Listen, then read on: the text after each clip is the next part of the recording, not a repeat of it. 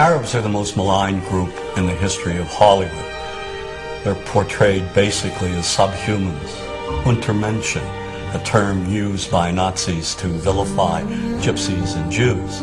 These images have been with us for more than a century.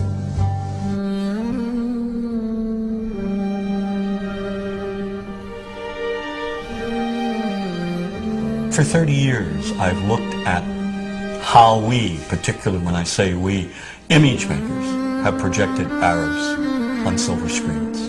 In my latest book, Real Bad Arabs, How Hollywood Vilifies a People, I looked at more than 1,000 films. Films ranging from the earliest, most obscure days of Hollywood to today's biggest blockbuster.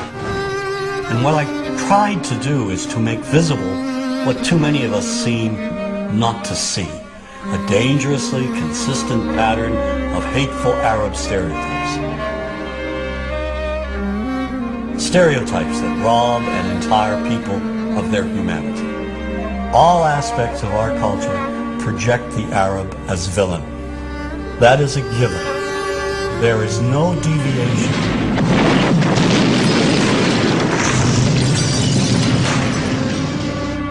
We have taken a few structured images and repeated them over and over again. You are hostages of the Holy Freedom Party. Whether one lives in Paducah, Kentucky or Wood River, Illinois, we know basically the same thing.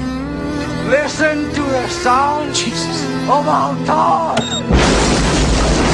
We know the mythology, namely Hollywood's images of Arabs. Yesteryear's Arab land is today's Arab land. The Arab is one-dimensional caricature, cartoon cutouts used by filmmakers as stock villains and as comic relief. And so over and over we see Arabs in movies portrayed as buffoons, their only purpose being to deliver cheap laughs. You see this in the Joey Heatherton film, The Happy Hooker Goes to Washington. Every night I was forced to perform unspeakable acts with circumcised dogs. Oh, dogs are better than sheep. They're cleaner, I know, I've tried both. The stereotype has become so widespread that it's become invisible to people, and the reason being is that we've all grown up with these images. Just look at television. We now have TV shows telling us that, in addition to the Arab terrorists over there, American Arabs over here are also terrorists.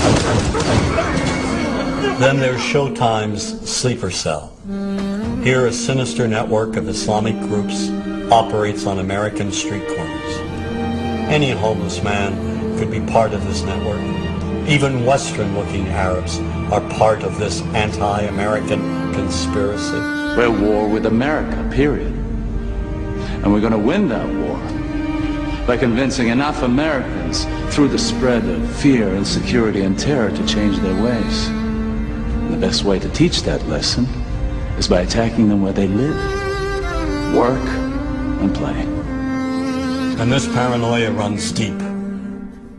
So when innocent Arabs are killed, when they're bombed, maimed, wounded, when they're tortured in places like Abu Ghraib, is it really any surprise that we don't feel any compassion?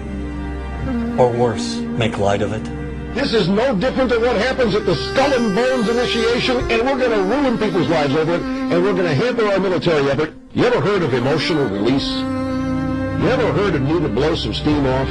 Well, yeah, sort of like hazing, a fraternity prank, sort of like that kind of fun. But the point is, everybody's been saying that this came from... We don't care about them.